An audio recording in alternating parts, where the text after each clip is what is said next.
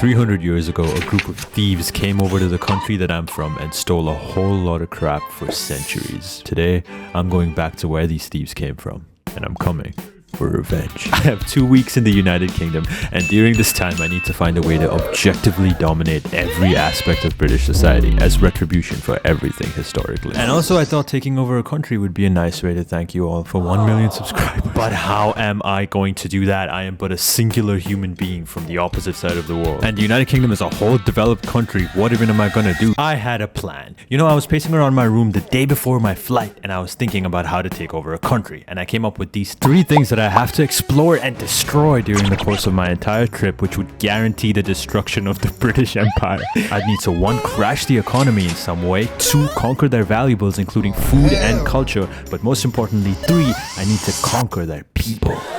Okay, but as I packed and got my freshest fit ready to crush this empire in the next 2 weeks, I realized my first massive obstacle was in the process of getting there. You see, I'm going to be spending the first week taking over London, the capital of this strange dimension called the United Kingdom, but the flight to get there was almost 10 hours long. The issue is not only that, it's also that I am also long in more ways than one.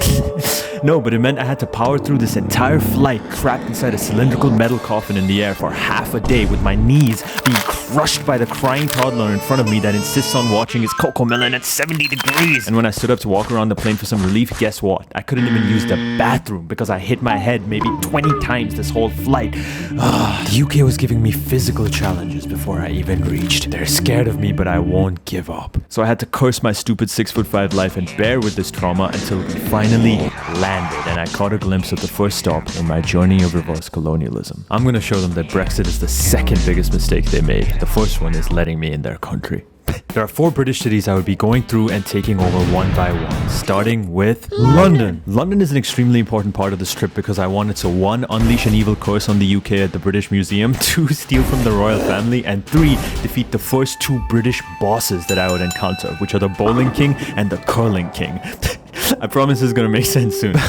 But first I needed a way to get to my hotel from the airport, which is where things get dicey. You can't see it, but this is the face of a guy who has only ever experienced tropical Asian climate and now has to withstand negative double-degree UK winter. And this is the first time I'm seeing my breath when I speak, bro. How cold is it? I can't feel my balls. Luckily, I had with me the voice you heard in the beginning of that clip, Squiddo. Now, Squiddo, surprise, surprise, reveal, reveal, is my beautiful, lovely girlfriend. But more importantly, she's British and will be with me throughout this entire 2-week trip, acting as my spy on the inside to help me take over this country by helping me overcome every challenge that I face. Like, she brought me gloves to the airport so that I could withstand the cold. And she also constantly gave me hugs and cuddles. For the cold, obviously, just for the cold. So the ride to our crazy fancy hotel, which I'll talk about later, gave me my first proper impression of the city of London, and I concluded that damn, the sky looks depressing as hell, it's just 1 p.m. Damn, those taxis look goofy as hell, and most importantly, damn, this trip is gonna be expensive. So gamers and gentlemen, for the first time on this channel, allow me to break even, because this video has my first ever sponsor, Display. Display does these super cool posters that are printed on metal, and not only are they a great alternative to standard paper or canvas prints because they have high quality printing on the metal done in Europe and hand signed, and not only do they have over 1 million designs available on their website, especially from some of my favorite brands like Marvel and DC, which I personally got, like this Deadpool one and this Fire Venom one that has their brand new texture finish on that has 3D printing, selective matte, and a dope ass gloss finish. But they're also so damn easy to put up that I can do it in 10 seconds. All you need to do is peel, stick, put the magnet on, and boom. No drill holes that you have to pay your landlord for. The coolest part of all this though is that I managed to get the code ashswag, which you can use to not only get 25% off 1 display and not only get 32% off 2 to 3 displays, but also 37% off if you get 4 of them, which is insane. So thank you Display for covering my trip and sponsoring this video. Y'all can click my link in the description or put in code ashswag, that's ASHSWAG, to get that discount and spice up your room's wall today. Just clicking the link and grabbing a poster of something you like will support my channel a lot, because then Display will keep sponsoring me, and that would allow me to do more cool things, like now taking over the city of London. I was gonna take over the city, and our hotel was in just the perfect location to do that. We located a bougie spot in the middle of London right next to this, I think they want me to call it a river called the Thames. It was a really, really nice room, and it's where we're gonna be operating to complete all of our missions in London. And the first mission was surviving our first night out in London. And I realized that came with 2 problems. The first one being this. So I don't know if this much clothing is enough because it's so cold. So I'm gonna do a test. Oh, that's fine. Yeah? That's fine. My fingies are fine. Yeah, I don't think I'll need another life. So, update. It is mad cold. I need at least 4 more layers. I need more gloves, more socks, maybe a jacket and a trench coat over that. Not only did I not have enough layers, but we also had no idea where to go. So we want to go to Wapping, right? No, we just missed the WAP We're train. going to Wapping. We're going to We're Wapping. Wapping Duo. We're about to WAP all over London. Yeah. Wap it up. Wapnish. WAP it up before you slap it up. Don't leave that in the video. Nah, but we actually had no idea where to go on night 1, so we just explored. And by the way, the underground tube system is so confusing, especially when it sounds like this all the time. I think I know where we're going. Yeah? Yeah. Really? No, I did not have any idea where we were going because we ended up in a random stranger's... I don't know what the fuck we're doing. We just in a tuk-tuk. I told them to take us anywhere. Anywhere?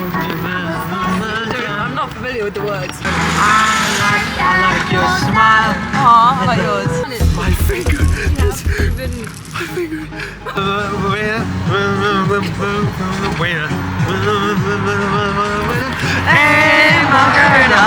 Anyway, we got completely scammed by that guy and he dropped us off in the middle of Chinatown, London, which was followed by me having to survive maybe the worst pint of Guinness I've ever had in my life, which is basically like poison. That was so bad. That was so bad. So bad. Anyway, after that event, we had to find our way back to our hotel, which we did right before midnight using the ever so helpful Cockbusters train. And that was night 1 survived. However, I will say one thing. London was going to be difficult because the next morning I woke up and it looked colder than ever. We had big plans for today, but I also realized that our hotel was right next to a nuclear reactor. And speaking of radioactive waste, I hadn't even tried any British food yet. For breakfast, we're having cigarettes.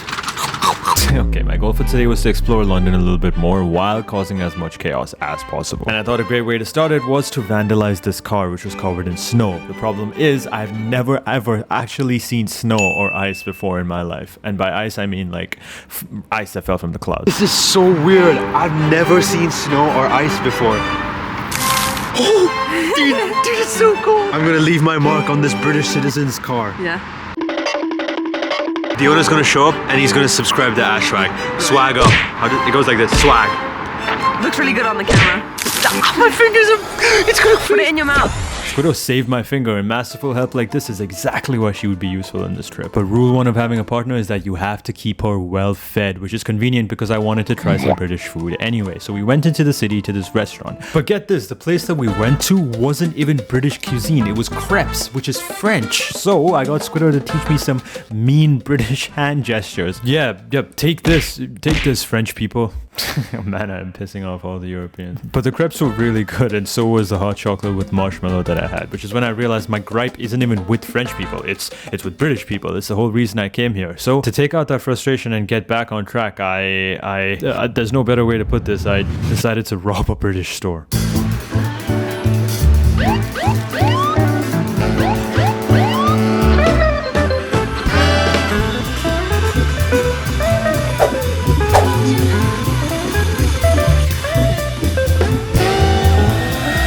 Wahaha! After destroying the first out of the 2 British-owned businesses I was going to destroy this trip, I made my way over to the O2 Arena, where I had to face up with the first British boss I had to defeat, which was the bowling champion, aka Blockfact. And guess what? I sweeped in bowling. Oh my lord! This is for my country. I absolutely destroyed this kid. He couldn't even throw the ball. But that wasn't enough. I also needed to defeat him at his own culture. Here's how. There is a secret ritual that every British person does. A secret ritual that if I master and beat Liam Blockfacts in, I can call London's culture conquered. And that ritual is called getting a cheeky Nando's.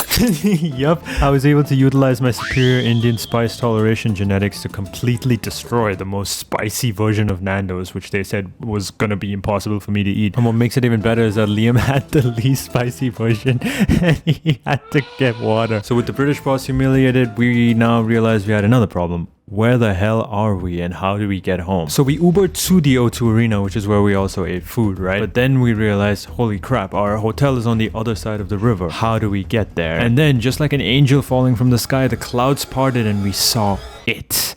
The cable car. How much you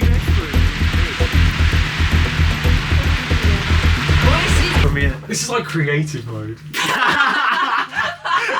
The cable car was awesome and we finally made it back to our room and we rested for a very important rest of our week. And the remaining week of destruction started with the British Museum. You see, London is what I like to call a mermaid city because I noticed the top half of this mermaid was this modern, capitalistic McDonald's, Starbucks kind of vibe, whereas the bottom was just this Victorian era child screaming to be let out because his peasant family doesn't have food for the winter. And what I mean by that is there were just castles and stuff in the middle of the city, but I wasn't really impressed by them. Captain Sparkles could do a better job. What I was interested in is what they thought their history was. So we went to the British Museum where I heard there was a statue whose nose, if I rubbed, would release a curse that puts the entire city under a spell. Okay, I don't even know if it's true, but we went over there and it was super shitty. It was just a museum that displayed all of the loot of colonialism. Literally just things that they stole from India that they put on display and said, he was a collector who collected this thing. And it was like, man, I don't give a fuck. Curse of statue be upon you. And with the statue curse, along with a couple other curses like the walkie-talkie curse being released onto the city of London, I enjoyed some scones at the museum's lobby. These scones were really stale. I was actually looking forward to having scones because they're supposed to be the #1 British food, but these ones were just